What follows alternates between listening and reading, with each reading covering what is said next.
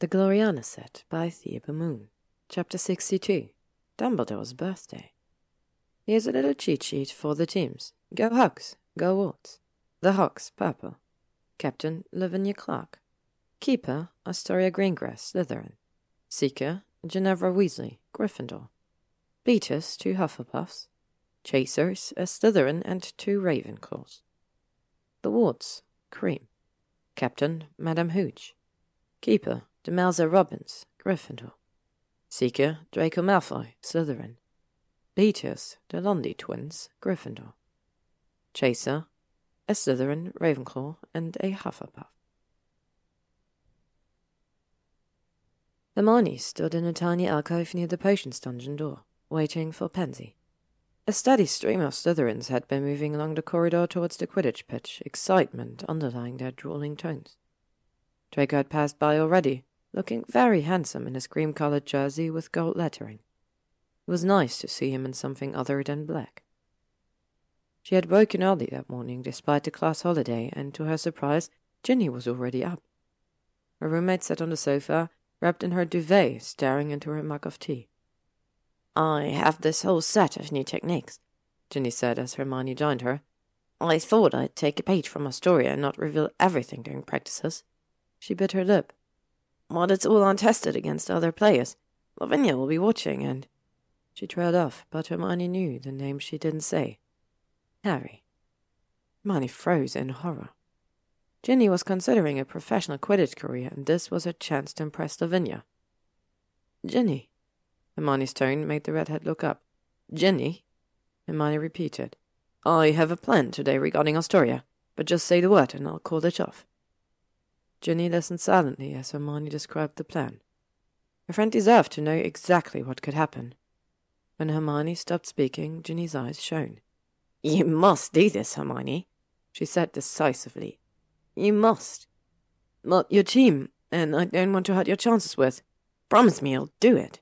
Ginny grabbed Hermione's hand. "Promise me you'll succeed." Hermione swallowed. "I promise." Now, after standing in a cramped alcove for almost an hour, Hermione bitterly regretted that promise. She couldn't guarantee anything. So much could go wrong. Frankly, she considered her odds of success maybe 1 in 3. She glanced down at the Marauders map. Pansy's dot was finally leaving the Slytherin dungeons and heading her way. Astoria should be coming soon. Hermione's hand tightened on her wand. Precise timing was necessary for this to work. Pansy stopped opposite the Mullen tapestry and leaned against the wall, looking bored. A group of students passed by without a second look at the Slytherin witch. Apparently, Pansy loitered uselessly around the dungeons all the time.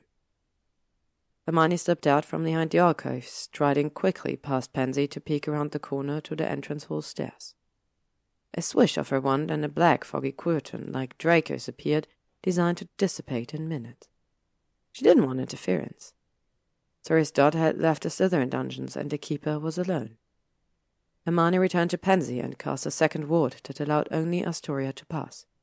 "She's coming," Hermione whispered. "Stand there. Keep Astoria here, but don't get too close."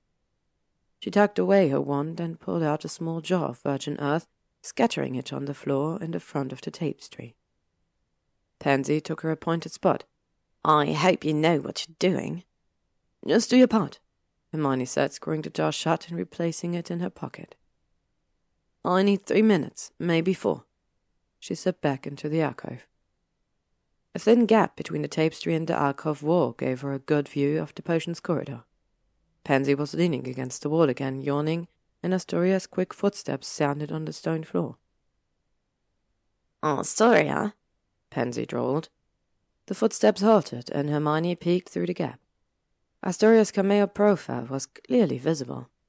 She wore a purple Hog's jersey, her hair in an intricate braid wound with purple ribbons.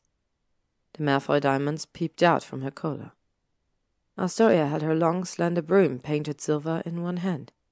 "Pansy!" Astoria sounded bored. "What on earth could you possibly—" "What are you doing about her?" Pansy's voice dripped with venom. "About that filthy mudblood slut. Are you going to allow Draco to parade her about the castle? I cannot imagine why that would concern you." Astoria sounded amused. "Run after your crybaby blood trader." Pansy's jaw clenched. "At least he's a pureblood and I have a reputation to restore. Why, you must be losing your touch, Astoria. To lose Malfoy to a mudblood swat. Did Draco finally tire of your sick little games?" Hermione suddenly came to herself. She'd been standing frozen, appalled by the exchange. She raised her wand, poking it slightly through the gap. "Terra vinctum separa terra." "Draco will always come back to me," Astoria said coolly. "That's it, that's your plan. You'll just wait for Draco to come to his senses? Have you seen how he looks at her? Have you seen the diamonds in that mudblood's frizzy mess? Cheap baubles for a cheap whore," Astoria said, flushing slightly. "You are wasting my time here, Pansy." Astoria took a step forward, forcing Hermione to shift to keep her wand trained on the Slytherin blonde. Hermione's heart skipped a beat. Pansy was losing the moment. Then the door to the patient dungeon swung open, causing Astoria to step reflexively back. "Hello, Miss Greengrass, Miss Parkinson," chirped a little voice. Lila? Hermione could have slapped herself. Why hadn't she checked the patient's dungeon for dots? Because the whole damn school was going to the match, that was why. "Humilus terra vinctum incarcerus. Lida stepped forward, but was stopped by Pansy's hand on her thin shoulder. The first year's little face looked confused, but then she saw the silvery virgin earth scattered on the floor. Lila's blue eyes widened, then shifted to Hermione's tapestry and away again. The first year could hardly miss a wand poking out of the alcove. The Slytherin keeper ignored Lila. "You think to lecture me about Draco?" Astoria asked Pansy. "Draco left you for me. He will leave the mudblood for me. He will always return to me." Astoria stepped forward again, forcing Hermione to push her wand a little further out the alcove to sustain the connections. "Humilus terra." "That doesn't necessarily follow, Miss Greengrass," Lila piped up. Astoria stopped, staring down at Lila. "You seem rather unpleased," the girl continued. "I'm not convinced you'd suit Mr. Malfoy." Pansy's mouth fell open, and Hermione would have been amused if her blood hadn't suddenly run cold. "You want a lesson in manners, child?" Astoria hissed, drawing her wand. Pansy's face lost all colour. She obviously remembered the Kara's reign the year before, with the frequent use of Crucio on younger students. Lida didn't retreat an inch. "So I've been told, but you don't appear to be a good role model in that regard either." "Durant!" Pansy hissed, her hand tightening on Lila's shoulder. Hermione's heart was pounding, but she didn't pass the incantation. One more iteration. "Durant!" Astoria lowered her wand. "As in Alexander Durant?" "He's my brother." "Ah, dear Alex." Astoria smiled thinly. "My sympathies for his unjust confinement." Hermione snorted silently, remembering a hysterical Durant's vile words after his sentencing to 30 years in Azkaban. "None of this is helping Draco's situation," Pansy said, trying to draw Astoria's attention back to herself. "If Draco wants to roll in the mud this year, that's his affair," Astoria snapped. "Purity will always conquer. He's dumped his blood traitor weasel bitch, did he not?" Lila's hand went to her pocket, and Pansy smoothly moved to grasp the little girl's arm. "I'm sure you know, Pansy, what Gryffindors are good for, since you're not above getting a little dirt under your nails," Astoria sneered. "Terra vinctum," Hermione hissed softly, finishing the spell. She lowered her wand and collapsed against the alcove wall, sweat running down her face. "Now get out of my way, both of you. I have a travesty of a Quidditch match to win." Astoria snapped. The blonde strode forward, with Pansy barely whisking Lila out of the keeper's path. Hermione pulled out the map and watched Astoria's dot move up the staircase into the entrance hall. Only then did she emerge from the tapestry. Lila's face brightened. "Did you do it, Miss Granger? Did you cast—" "Hush," Hermione said, releasing the ward on the other side of the corridor. "Thank you, Lila. And yes, I finished the incantation." "I'm sorry you had to hear language like that, Durant," Pansy said. "It's all right, Miss Parkinson," Lila chirped. I don't consider either you or Miss Greengrass appropriate role models. Pansy blinked, and Hermione couldn't help grinning. Nice to see someone else deal with Lila for once. You were very brave to help, Hermione told her little Slytherin, but I want you to be careful from now on. You and your friends are to sit as far from Miss Greengrass as possible at the match. The Puffs are already at the pitch. We're sitting by Mr. Malfoy's team bench, Lila said. For the first time, Hermione noticed a cream-colored ribbon in the girl's dark braids. Good. Don't draw attention to yourselves. Lila rolled her eyes, and Hermione couldn't help but smile.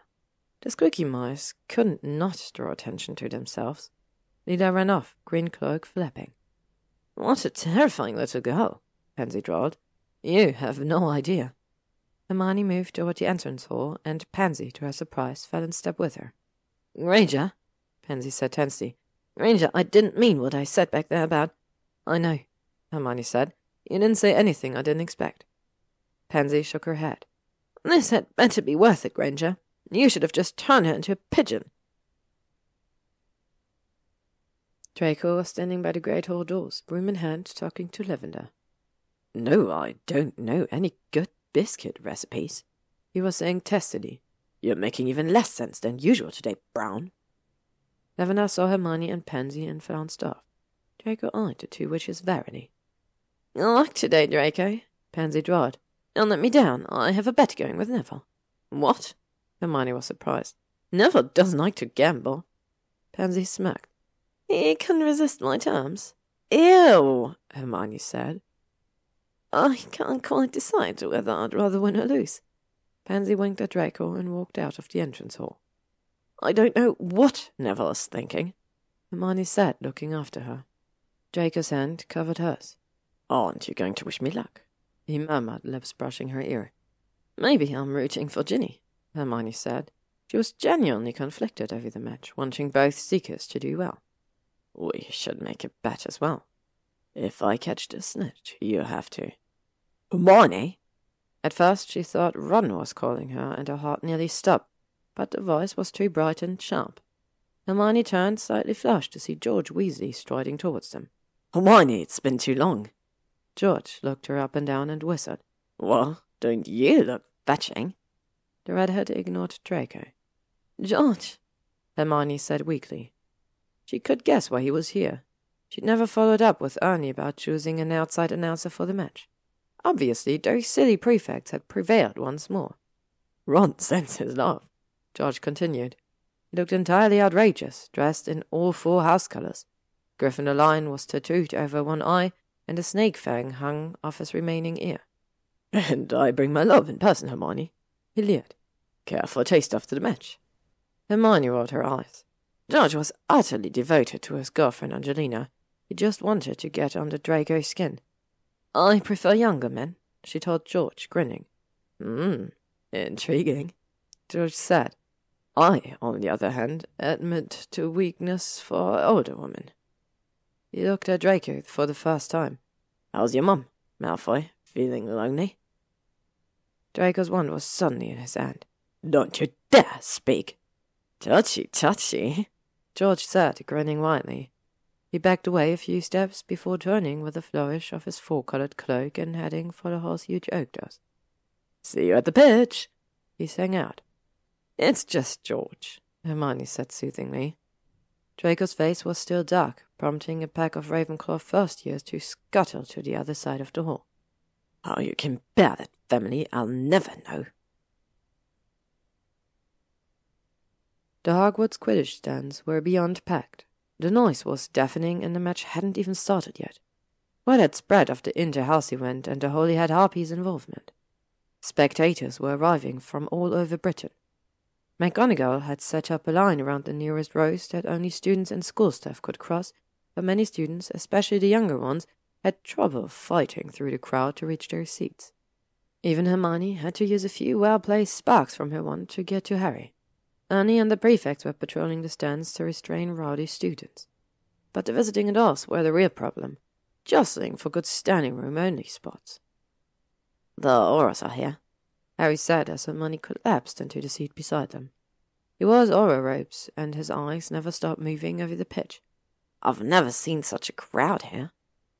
Hermione pulled her wand out of her coat pocket. "Hold this." Harry's eyes narrowed behind his round glasses. "Why are you giving me your wand?" "I might get emotional," Hermione said, feeling guilty. Harry nodded and pocketed the wand, then squeezed her hand. The day was cold but clear. Those appalling hogs and ward banners were suspended in mid-air over the pitch. Most students wore thick cloaks and their house colours as usual, but instead of clear bands of yellow, red, blue and green in the stands, the Quidditch spectators were a glorious mix of scattered hues. Many wore the purple and cream colours of the two inter-house teams, since they had friends and housemates on both sides. Perhaps this match wasn't a terrible idea after all, Hermione admitted to herself. She almost regretted casting the spell today.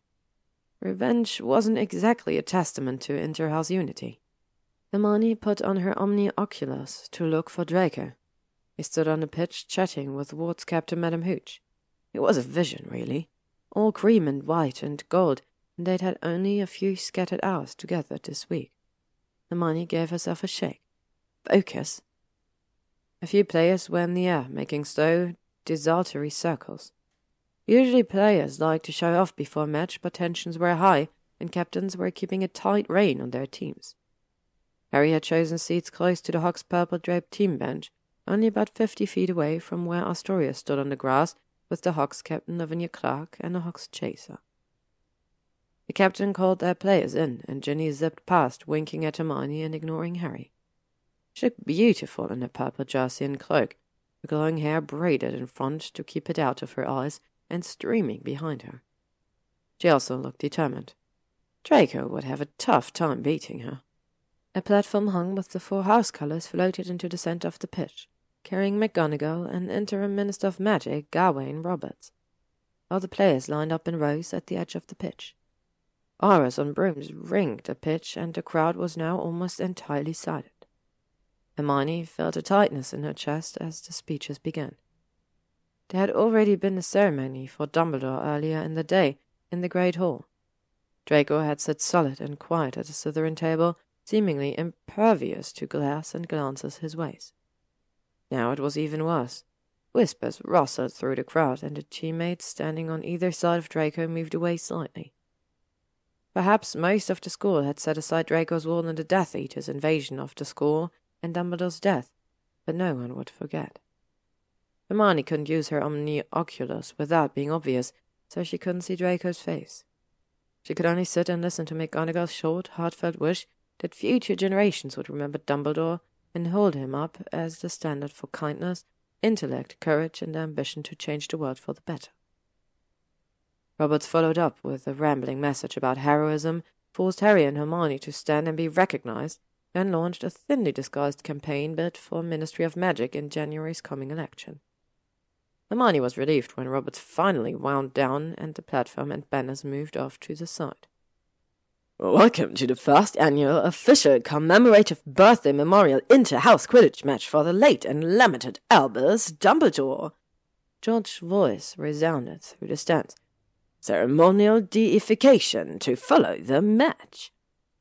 A ripple of laughter rolled through the crowd, but Harry glared at the announcer. Hermione patted his hand. It's just George. This is George Weasley, co-owner of Weasley's Wizard Wheezers, inventor of Pygmy Puffs and extendable ears. Visit number 93 Diagon Alley after the match for commemorative products like our new Dumbledore snitch that quotes famous phrases from. Madame Hooch's silver whistle rang out, signaling the beginning of the match, and the end of commercial, and the crowd cheered. 13 players whirled into the air and hovered level to the hoops, their cream and purple capes streaming behind them. 13 players, not 14.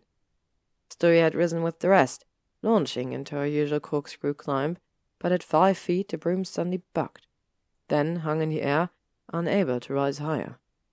The Slytherin tugged at the handle, kicking frantically, but the broom didn't move. What's with Greengrass? Harry asked, frowning. Something wrong with her broom? His voice was full of concern. He hadn't forgotten how Cass Broom had nearly killed him in his first ever Quidditch match. How odd, Hermione said, and something in her tone made Harry look at her sharply. She shrugged and looked back at the pitch, keeping her gloved hands open on her knees. "Looks like the Hawkskeeper's having a bit of trouble," George boomed gaily. "Anybody want to give her a lift to the hoops?" The other players hung still in the air. Even Ginny and Draco ignored the snitch fluttering around as they stared down at Astoria. The keeper was now viciously hitting her broom with her wand, like someone would beat a stubborn mule. Lavinia blew her own golden whistle, the note clearly indicating a timeout, flashed a signal at George. Each summoned all the balls back to their boxes. "Hawks Captain Lavinia Clark has called a timeout due to equipment issues," George announced. "Smoke him if you've got him. Meanwhile, let's talk about you-know-poo." "Well, that's very embarrassing," Harry said. "This is why players should take a few practice flights before every match." Hermione shrugged. Lavinia swooped down to Astoria and hovered beside her.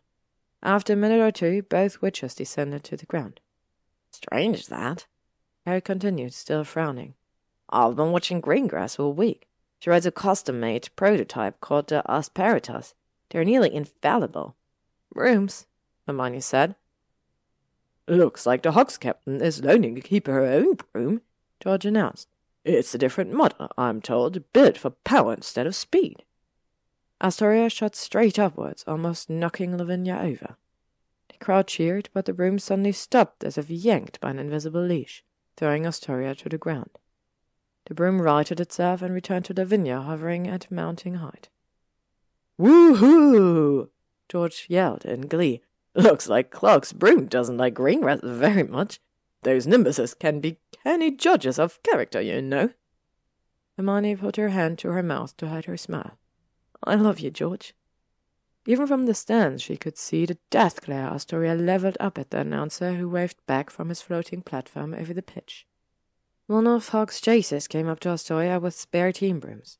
Astoria sneered at the last year nimbuses, but snatched one up. She rose again, and again the crowd cheered, only to watch Astoria again stop at 5 feet. "I've never seen anything like it," Harry said. "How could someone tamper with brooms like that?" McGonagall was on the pitch now, trying to calm Astoria as the blonde began shouting, swinging the broomstick around like a weapon. The crowd murmured in confusion. Astoria's furious gaze swept the stands and immediately stopped at Harry and Hermione in the front row.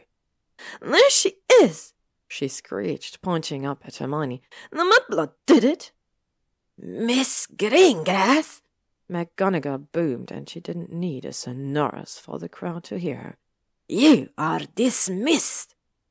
"And the Hawkskeeper is expelled from the game for lack of altitude and general mayhem," George announced cheerily. "Greengrass appears a bit put out by the cold and is beating her teammate with a broom. Ouch, that had to hurt." He was right. Huck's chaser tried to help Astoria again and got a face full of twigs for his trouble. Harry turned to Hermione. "Do you know anything about this?" Hermione raised her wandless hands, looking innocent. Astoria was still shouting, her words intelligible, but her gestures towards Hermione were clear.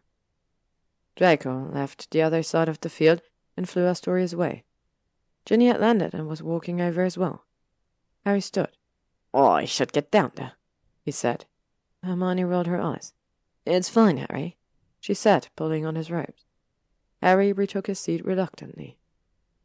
McGonagall and another Auror grabbed Astoria by the arms and began dragging her off the pitch. Lavinia was transfiguring a purple Hawks jersey for Ravenclaw's keeper, who'd been pulled from the crowd. Ginny stood nearby, arms crossed, looking smug. Draco had arrived as well, hovering above the scene, his eyes finding Hermione's. She raised her hands, keeping them in clear sight. Hooch blew a shrill note on her magical whistle. "Players, take your places!" she shouted. Draco gave Hermione another sharp look and returned to his team. "I saw that look with Malfoy," Harry hissed at Hermione. "What the almighty fuck did you do?" "I don't know what you're talking about." "Did you?"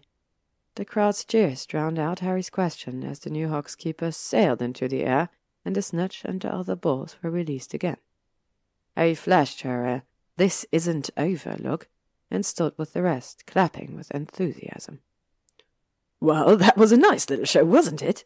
George's magically magnified voice boomed out. Bad luck for the Hawks. Could you imagine that keeper if she actually could fly? I'd be hiding under the stands. Another wave of laughter swept through the crowd, but Harry wasn't amused. What did you do? He repeated in her ear. Did you enchant the brooms? Certainly not, Hermione said. Can I have my wand back? Harry handed it over, still glaring. Then you enchanted her, he said, his aura training kicking in. What kind of spell? And the quaffle is taken immediately by Ward's chaser, Libby Brooks. George had decided to begin commentating after all. Her shot is blocked by Hawkskeeper Liam McGruder, who can actually fly higher than 5 feet. Thank Merlin. Even Hermione had to admit it was an exciting match, but she only had eyes for the 2 seekers. Draco had superior power and speed, but Ginny hardly seemed to be on a broom. She spun through the air in some sort of aerial ballet, using her arms and legs as rudders and wings. Her hands rarely touched the broomstick, and at one point she made an impossibly tight turn, with one foot on the broom, and the whole crowd gasped. Harry watched agog, mouth shamelessly open, saying only in a hoarse voice, Where did she learn to fly like that? So it was no surprise that Ginny caught the snitch practically under Draco's nose as he dove near the Hog's hoop not far from Hermione's and Harry's seats. It was a miracle Draco was even there. The snitch had appeared 50 feet or so from Ginny, and only Draco's stunning sprint across the pitch had made it a contest at all. Stands exploded in cheers. Even the wards clapped and shouted. The winner accepted the Dumbeldore trophy, a phoenix on a broom designed by Ernest prefects, then handed it to Ginny, and the stands cheered again. We're going to congratulate Ginny, Harry said determinedly. Come on. He pulled Hermione down to the bottom of the stands, summoning a broom to take them both to the pitch where Ginny stood with Lavinia and the rest of the team. Hermione! Ginny cried, running over to hug her tightly. Well done, she whispered. Never mind that, Hermione said. This is your day. Congratulations, Ginny, Harry said, his voice cutting through the excited chatter around them. Ginny gave him a polite smile. Thank you, Harry. I hope you enjoyed the game. I did very much, Harry said, equally polite. You have incredible technique. Hermione rolled her eyes. This was excruciating. I'll see you in the Great Hall, she said, her eyes on the opposing team. The wards didn't seem particularly fussed about losing. They were laughing and weeping as much as anyone. Congratulate Draco for me, Ginny said. The snitch was practically in my lap and he still almost napped it. Hermione gave her a smile and picked up the broom Harry had summoned. She mounted it easily, thanked Merlin for once flying lessons, and flew to the ward's team bench, landing about 20 feet from Draco. He excused himself from his teammates and walked over, still holding his broom. His jersey was soaked with sweat and damp hair curled over his face. You did that to us, Toria, Draco said, his voice low. I could take you right here, right now. Hermione smiled up at him. I don't know what you're talking about. Did you enchant the brooms? No, I didn't enchant the brooms, Hermione testily. Her then, Draco said, sounding just like Harry. Some kind of grounding spell, I suspect. Yes, but there's a tethering component as well, Hermione said. I call it terra vinctum. Earthbound. Mr. Malfoy! The squeaky mice had somehow gotten on the pitch and were hopping with excitement. Dressed all in pale cream, they looked disturbingly angelic, their chubby faces pink in the cold air. Cupcake wore a tiny cream rosette. You did wonderfully, Mr. Malfoy, Imogen said, even though you lost. You should have tried the broom move, Mr. Malfoy, Bertie said. The entire group swerved and clutched their chests, and Hermione and Draco couldn't help laughing. Wasn't that odd about Miss Greengrass? Percival asked. He lowered his voice to a loud whisper. She seems a bit mad. I agree, Draco said, still smiling. The mice began chattering. 3 bad brooms. What are the odds? I thought she was going to crush that poor chaser. What do you think, Miss Granger? He asked Hermione as they all walked back to the castle. The other mice stopped talking and turned to look at her. I think it's very sad, Hermione said, looking at Draco. Man to earth, yet so desperate to fly. To be continued. Next up, Draco makes a confession. Thank you for listening to this part of the Gloriana set. If you'd like to stay up to date on upcoming chapters and stories, you can follow me on YouTube, Spotify, or AO3.